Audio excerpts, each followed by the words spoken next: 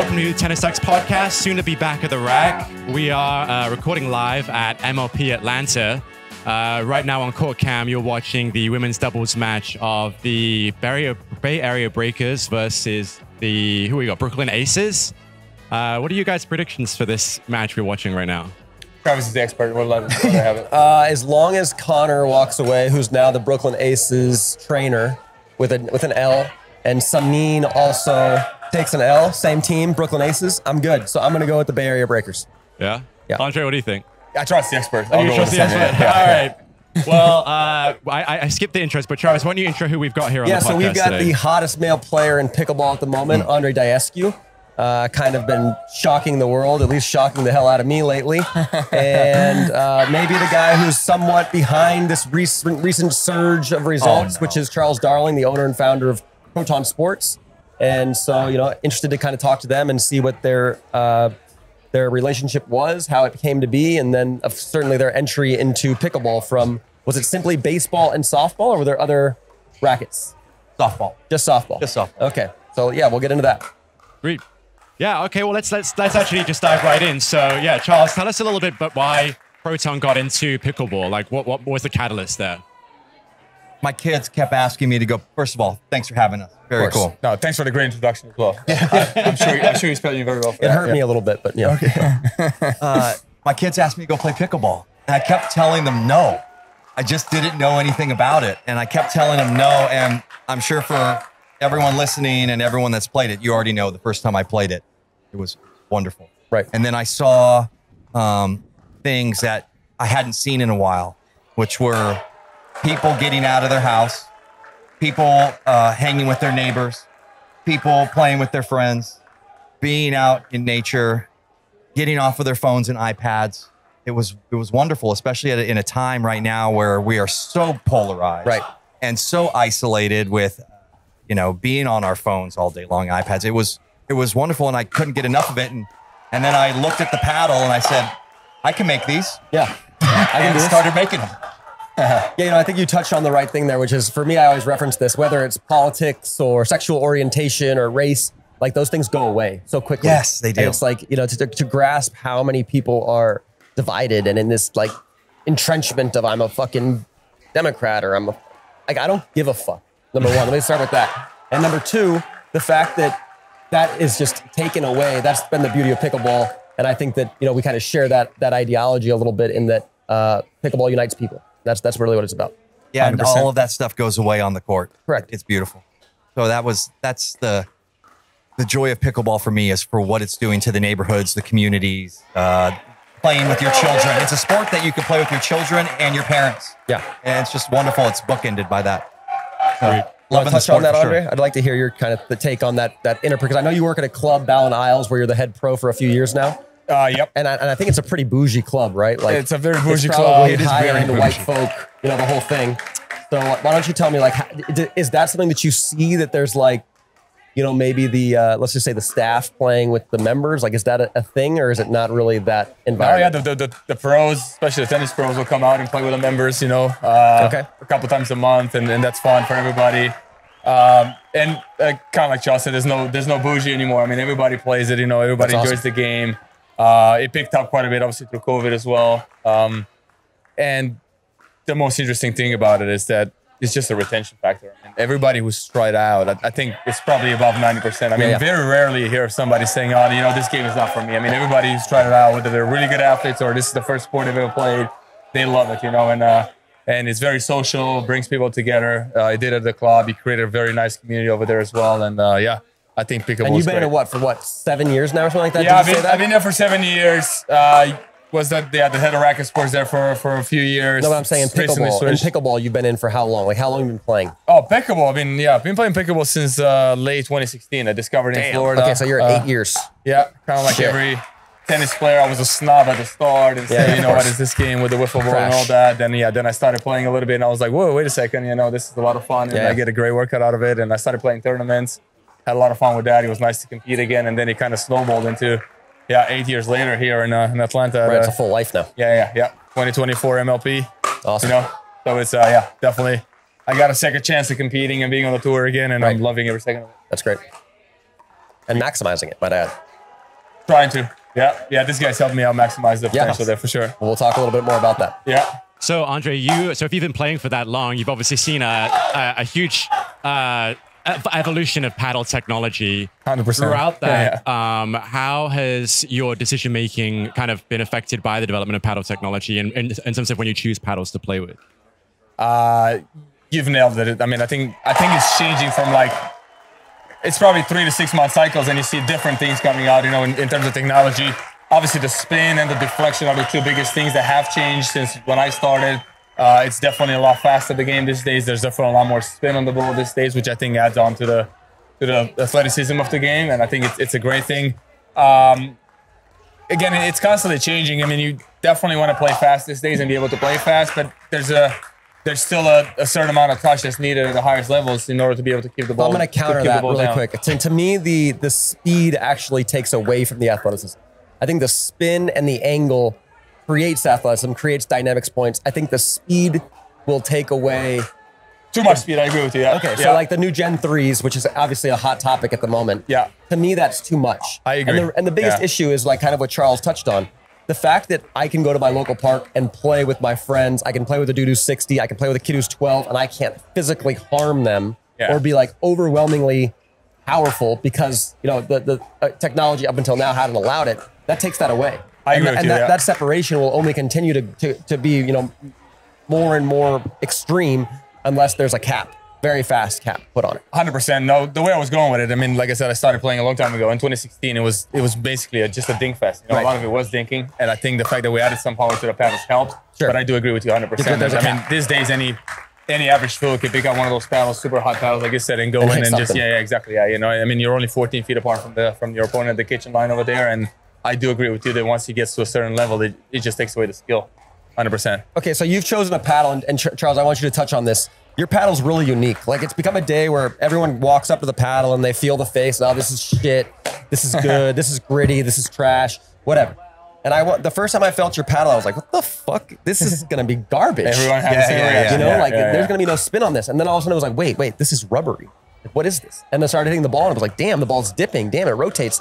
And the face itself had a very solid response all throughout the paddle. So why don't you guys, why don't we talk to Charles really quick about what that technology was, how it came to be, because that's extremely unique. And then 2, why did you choose it, Andrei? And then the last thing that I want to get to is, I think the coolest part about your paddle for me is it's an easy sell because the degradation rate is so slow. Yep. You can actually tell somebody, hey, you're going to spend $250 on this paddle, but it's going to last you a lifetime. And you guys have said, what, you have a lifetime warranty on every paddle? Yeah. Like that's ludicrous because most paddles, if you're a guy like me, they last a week. You know, the grit wears off so quickly and you have to upgrade them. So please run me through a little bit like how you decided that you were going to alter the way the paddles were made and try something different. All right, so there's a lot in there, and all of that's good. First, I want to say that I spent 2 years showering in my pool. I just wanted to make sure that that's known on the podcast. Thank you. He's been really upset at me about that. Because I know the second I start talking about technology, I'm going to be lost in my world of nerdness. Right. I just want to make sure that we're aware. When I started this company, I did take the executive shower like Graham, which was just jumping in the pool. That was my shower for Maybe 2 years. Possibly. But mine was, I don't know about his. Mine was saline, so it wasn't chlorinated, right? It was a saline pool. It was, you know, it was clean as a whistle. Perfect pH. My pool guy knew I showered in it. You do have great skin. All right, so maybe there's something to it. Okay, so now that we have that covered, I wanted to make sure that, that one, you're aware I watch and listen. I'm a fan of the show, and 2, I know all about the show. Okay, so first, I think that if anyone that's felt our paddle for the first time, they rub their hand and they immediately think it's garbage. Yes. It's going to have no spin. This is terrible. It's not rough. My counter to that is, congratulations, everyone. Smooth is the new grit. It truly is a revolutionary technology. It's going to have the same spin day one as it does after. Andrei, I imagine you have 100,000 hits on your paddles. Yeah. You have to have over 100,000 hits on it. I've used certain paddles for like 6 to 8 months, you know, and I feel like when you told me that, I thought that was like a joke. I thought you were kidding. No, it starts to play better. Yeah, I mean, I have been using it for that long. Yeah, so since Andrei's been here, he's predominantly used 2 paddles, and I don't mean 2 types, 2 kinds. I mean, here's paddle 1, here's paddle 2, and we can actually associate the medals that he has won to particular paddles, and there's lots of them. Yeah. And that's something that Most of these players out here today aren't even going to make it through the remainder of the weekend with the paddle they're using right now. No chance. Right. So that's the first thing. And what does that mean in the grand scheme of things? It actually means a lot. Number one, for the individuals that are watching, that actually pay for their paddles, that are spending a lot of money on, they're going to get a lot of value. Right. So in the time that you would buy one Proton, you would buy 9 garbage paddles. I'll just call them that. Right. And so that's the first thing. So there's a lot of value there. The second thing, which probably impacts Andrei the most, is consistency and stability in the product, right? So any athlete, imagine if the weight or the pressure of a football changed for a quarterback. They're not going to be consistent. Imagine if the sweet spot was different on every iron. They're not going to be consistent or good. So for someone like Andrei, and athletics is a lot of muscle memory, Andrei trains with the very paddle he's using in the tournament. So he knows how it behaves at the dink line. You know how it's going to behave with each and every shot that he takes, and he has a relationship with that particular paddle. That goes a long way from that playability perspective. And we've come out with something that no one has right now. Right. Because we know what the performance metrics are. We know what the maximum allowable spin is. We know what the maximum allowable performance level is, exit velocity. We get to those metrics and we stay there for a very, very, very long time. And that's when the engineering and innovation comes in to sustain that. All of our competitors are, if the paddle is hot first hit, that means won't last long. That means it's going to degrade quickly just based on the physics of carbon fiber, right? Our paddles have a little bit of a break-in, but once it gets there, it will sustain that compression level, that exit velocity level, and certainly the RPM level for a long period of time. So I hope that I hit on that, but I want Andrei to expand on top of his game, maybe the top of the entire game. And he's done all of that with predominantly 2 paddles. Right. Almost, we're coming up on a year now. So hit on that, Andrei. No, I feel like once you break them in, I think they start playing even better, you know. So the longer you go through it, the better he plays off. Obviously, it doesn't use the traditional grade that most of the paddles on the market these days use, so it doesn't wear off. I feel like it starts grabbing better and better. I had the same initial feel when I started feeling the paddle. I was like, I don't know about this. You know, but then I tried it out. It definitely takes a little longer to get used to it. It's a little different feel, but once you get used to it, you realize that you can generate an incredible amount of spin. And then we figured out, we went back and forth. We figured out the deflection factor as well, to where we kind of liked it. You know, we had enough power where we're still able to control it, kind of like we talked about earlier. And the nice thing about it, it's been playing the same for months now. So I think it goes a very, very long way when you're able to do that. Well, I think that's where I want to go next is, you know, we've all referenced, Charles, you and I have had brief conversations, kind of about my attachment to the community that I'm in St. Petersburg, your attachment to Arizona, and kind of how you've tried to kind of alter the fabric there of that community.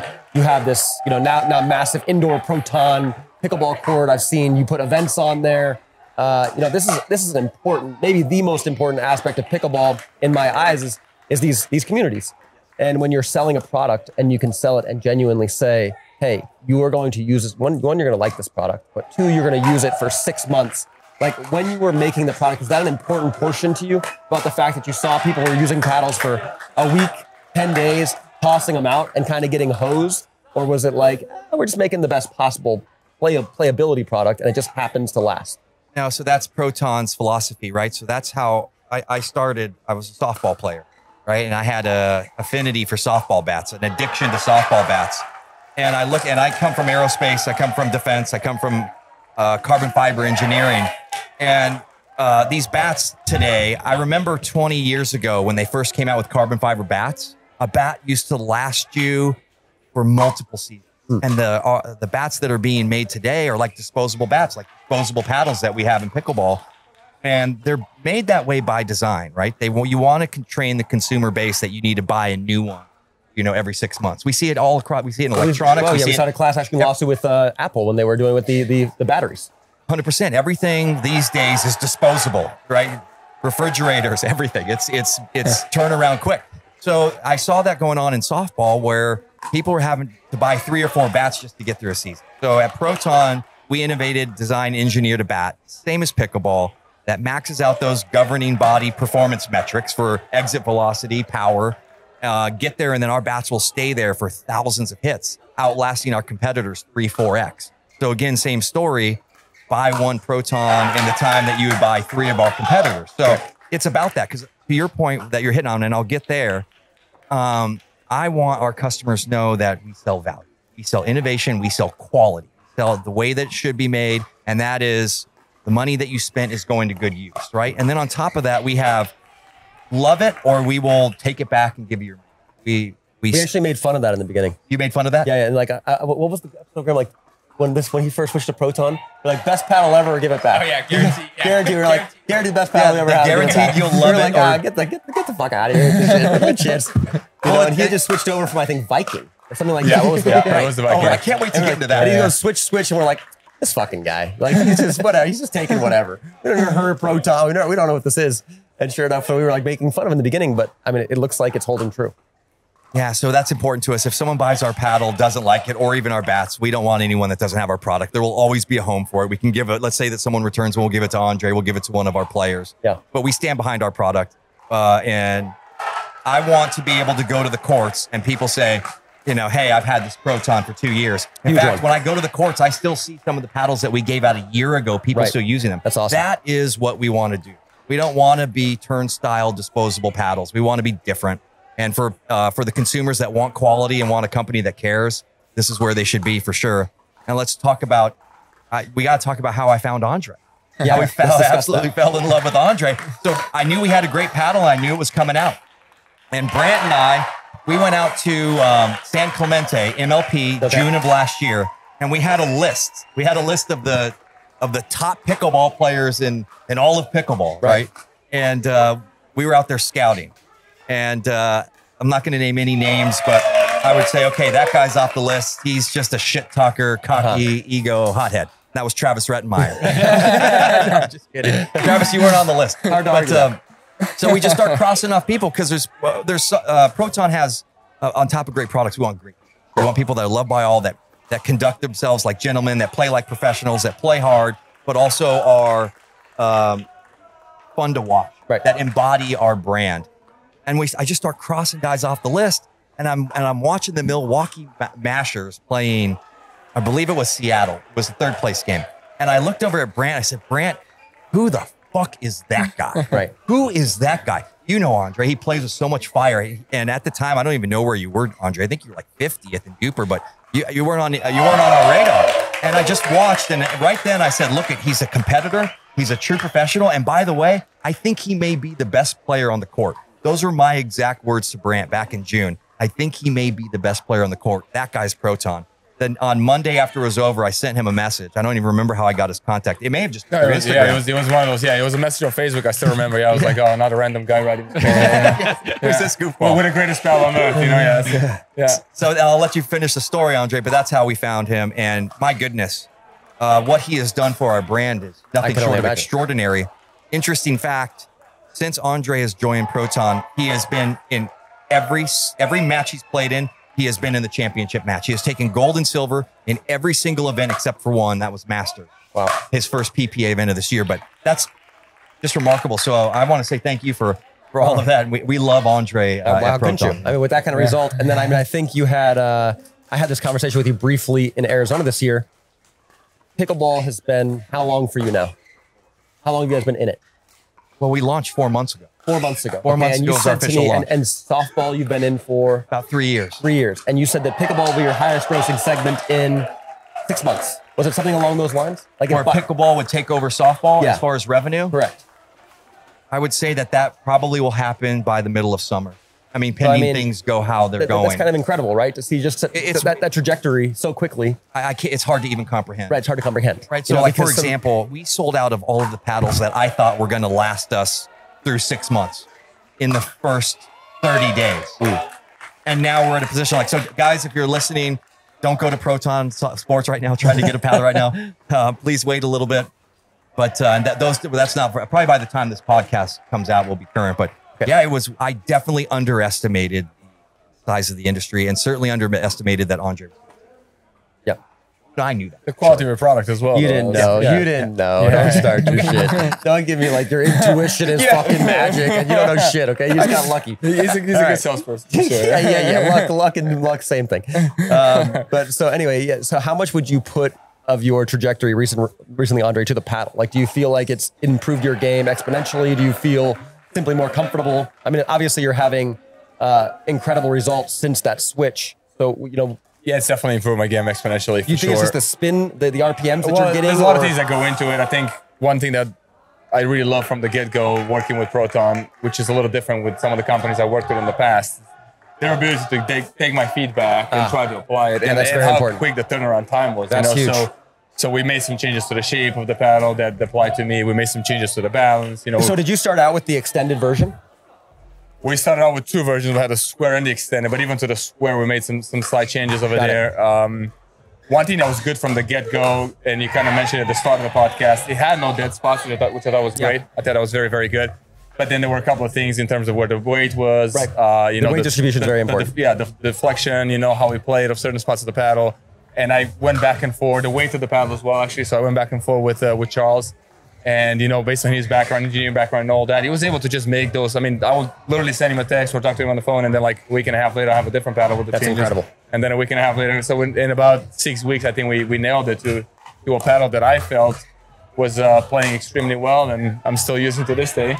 You know, and obviously, I think the market felt the same thing because he sold out of those paddles so quickly. I mean, I have about at least 5 to 10 people every day on Instagram writing me if I have any secret stash of paddles that I can share with them and all that. Any code or something? Unfortunately, the answer is no. But like he said, I mean, so what's the holdup there, Charles? Like, is it just the fact that manufacturing is difficult? The products you have, or it's easy. It's not easy to get them. You know, like, well, what's the holdup? Okay, so one is scaling, manufacturing more. Right, the demand was much greater than I had initially anticipated. 2, we're doing it ourselves. We're doing it in the same place where we make our softball bats. So where's that manufacturing plant? Where is it? So we have a combination. Some of it's done in Taiwan. Some of it's done in Shenzhen. Final assembly is done in the United States. Let's go.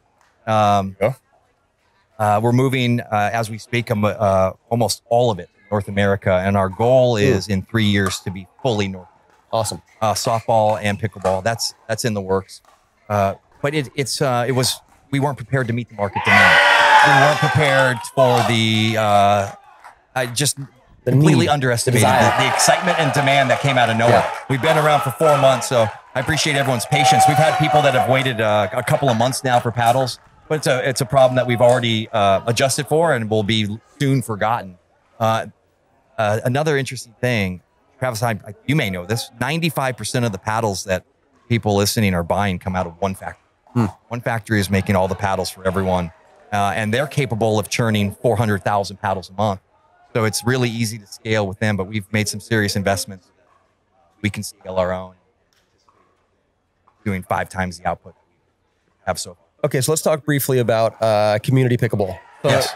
Arizona, what's your role there now as the, you know, I know you had a couple players playing in the Arizona Pickleball League. They were using your Protons. You obviously have the Walker girls now using the Proton Paddles. Pesa, who's kind of like a local legend there, using the Proton Paddle. You know, kind of give me what. Obviously, you say, you know, pro pickleball is an important facet and aspect of this to just kind of market your brand. But what's your hope in relation to your community in particular and community pickleball in general? So this pro pickleball is fun, and it is a part of it, but it's a small part of it, right?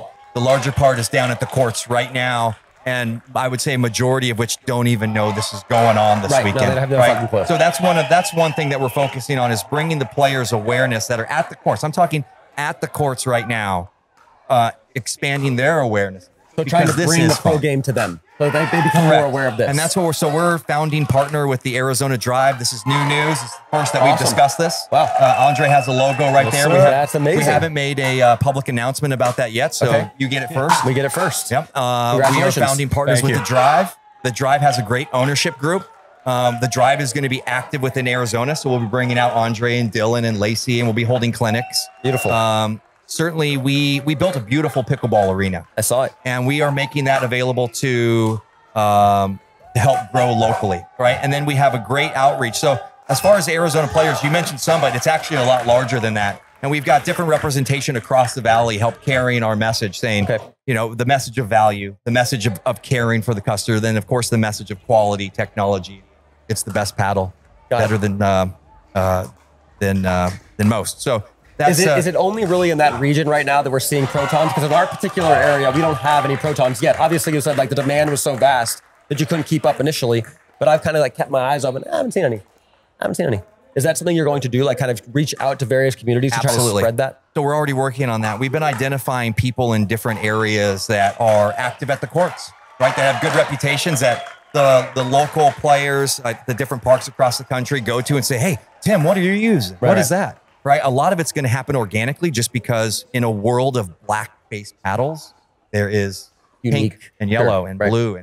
And a lot of feedback has come. A lot of people are going up to players saying, wait, what is that? That's different.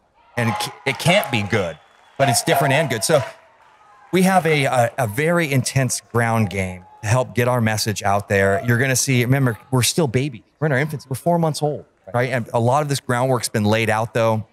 I'm blown away by the amount of pickleball courts that are being built. It's all public information, right? By the different municipalities, counties, parishes, cities. They post that, right? Because it's public funding.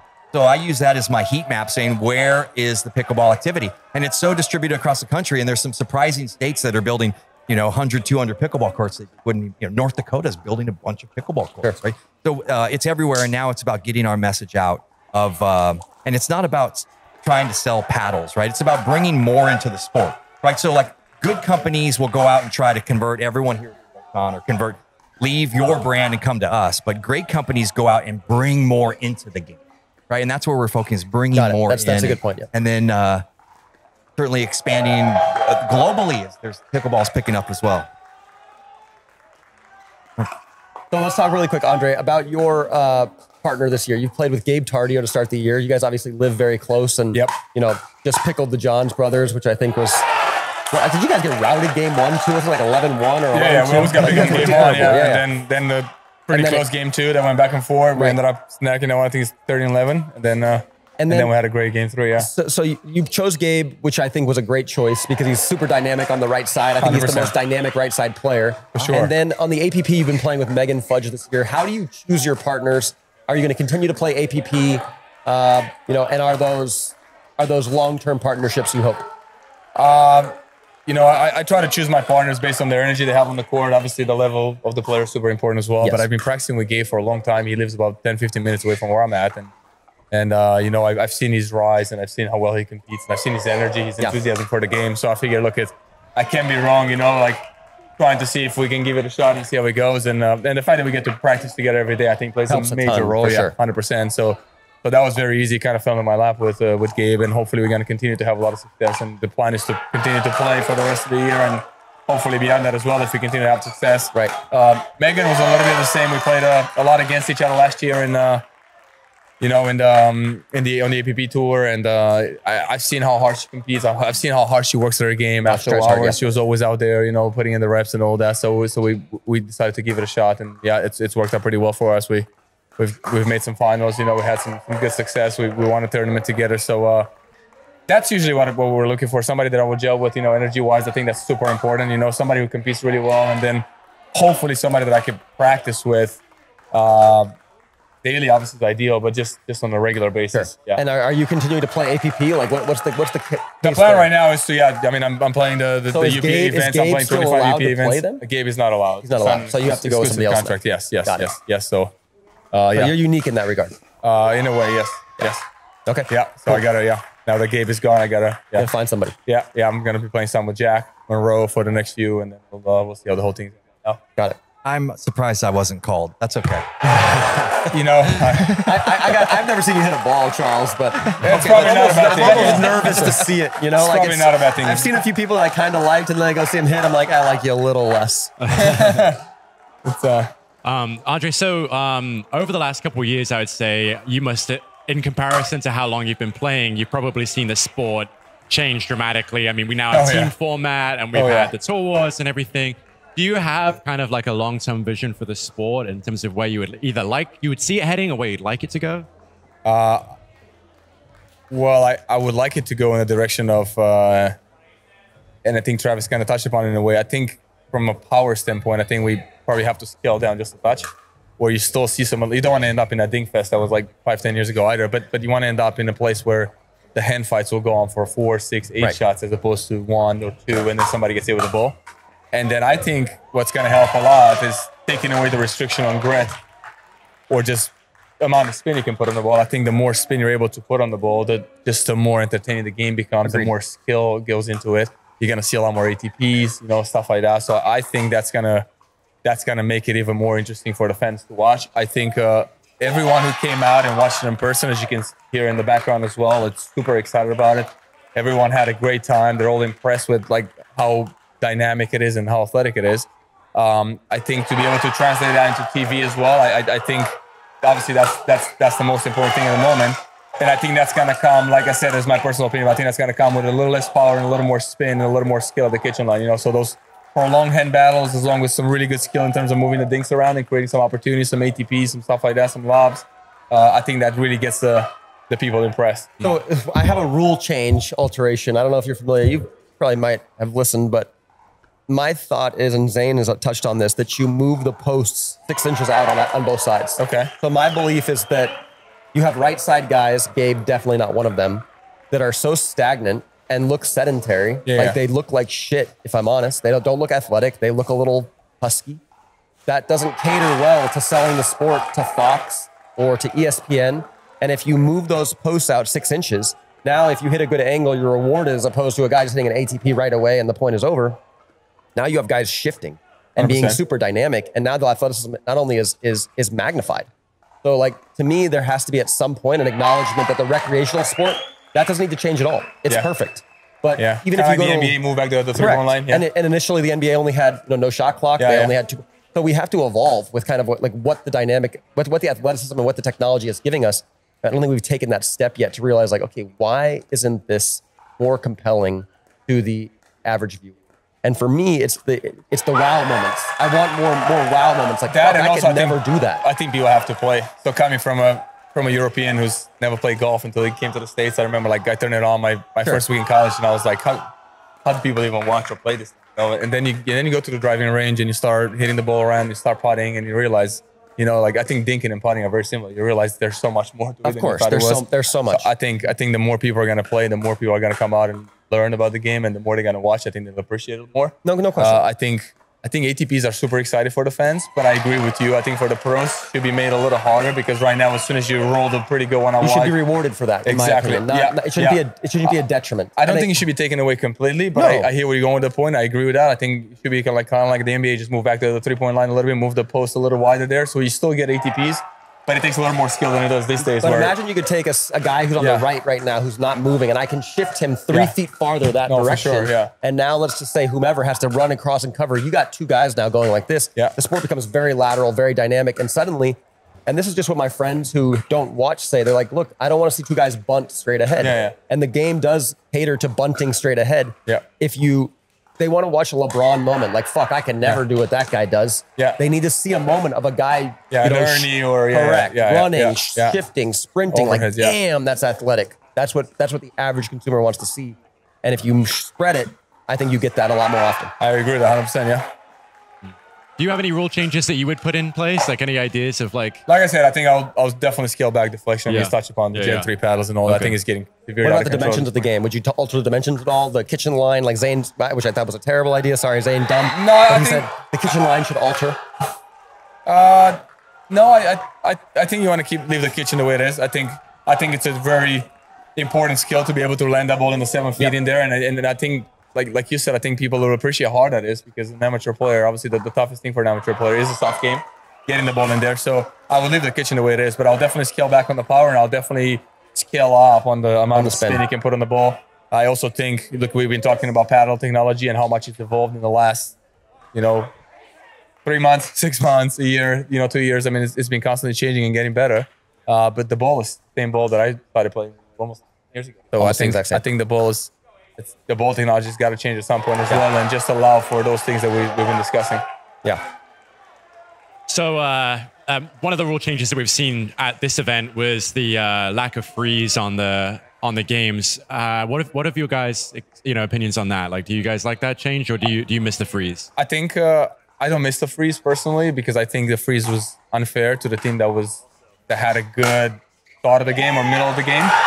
But I think taking away the freeze, it took away the excitement. So I would say, and obviously this is a multi-million-dollar business, so this is just my personal opinion, but I would say once one of the teams gets to 24 now, or like it was in the past to 20, once they get to match point, I think both teams should freeze their score.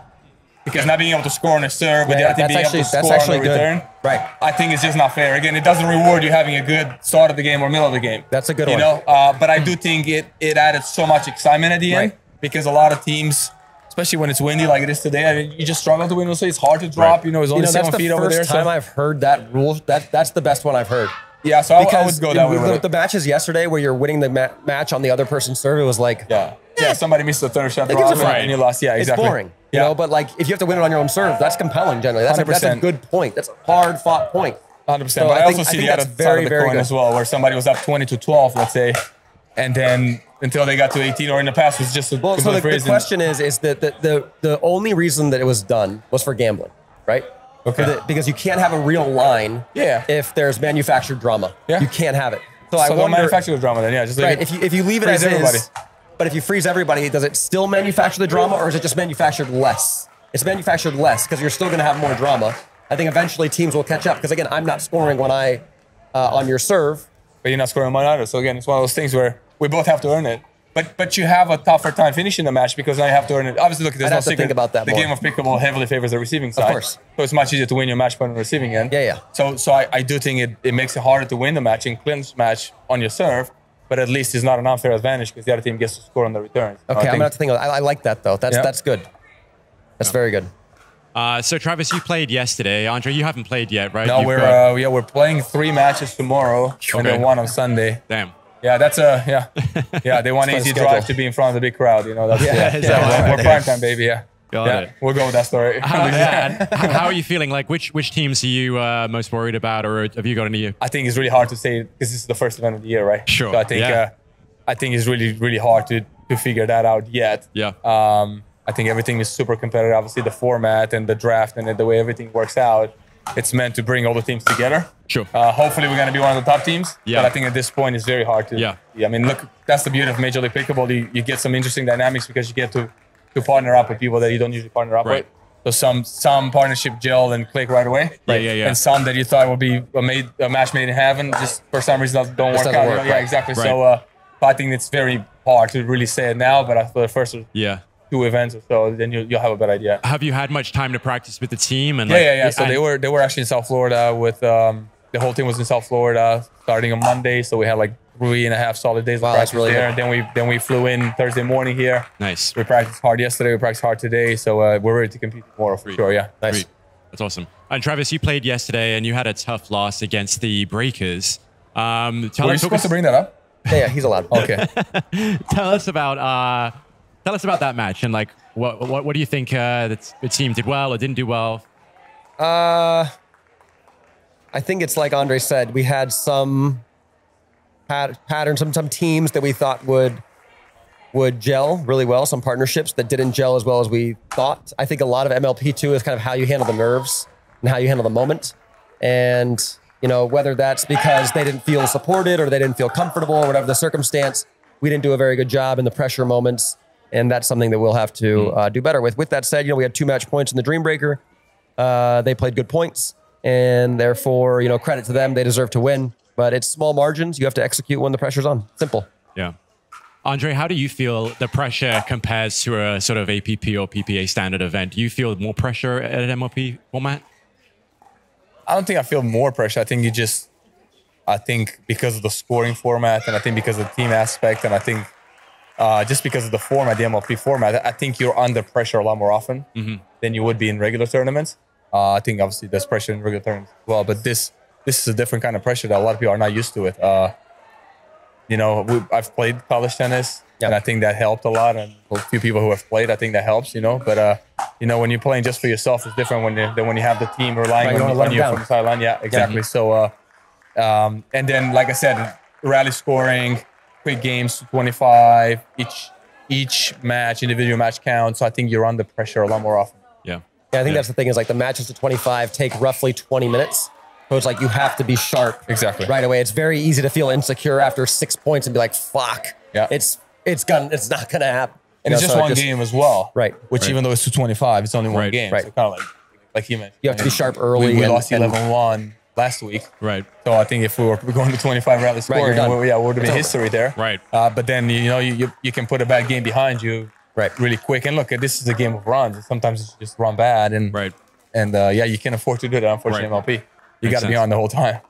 Yeah, and I think that it was, Travis, your match, it was the mixed doubles match, I think. Halfway through, you really cranked it up and you were getting real feisty. Did you feel like that was what you needed to do to... Yeah, I felt it was required. I think at that moment in particular, Tammy was really struggling. She really picked up her game towards the end as well. And I think that was because she felt more support from me, which is something that I have to be conscious of, that my actions are at times directly responsible for how my partner's playing and vice versa. So we did a good job there.